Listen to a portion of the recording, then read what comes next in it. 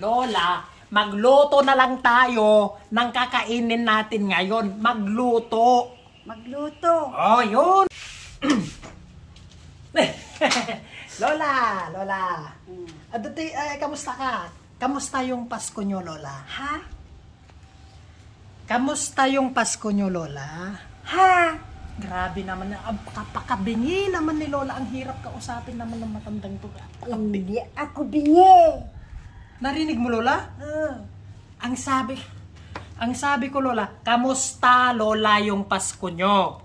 Pasko. Oo, noong Pasko, kamusta? Ay, marami Maraming handa. Marami. Oo, marami. Nung Lola, nung bagong taon, kamusta? Ano? Hindi ko maintindihan. Noong bagong taon, Lola, kamusta? Bagong taon. Bagong taon. Oo, kamusta kayo nung bagong taon? Hindi ko alam. Hindi ko alam yun. Hindi nyo, bagong taon, noong bagong taon kayo, kamusta? Marami ba kayong handa nung Oo marami. Oo, yun ang sinasabi. Napakabingi talaga ni Lola. Ang hirap talaga pag may matandang bingi na na kinakausap mo, kailangan mo pa talagang isigaw. Anong sadya nyo ngayon, Lola? Kukumutain ko kung marami kayong handa. Handa? Bakit yung handa? Di makikain na ako.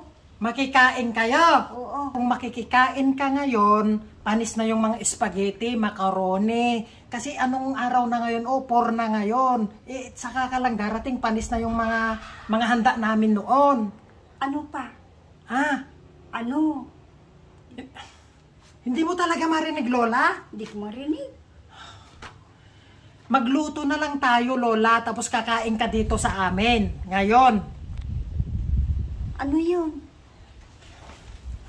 Lola, magluto na lang tayo ng kakainin natin ngayon. Magluto.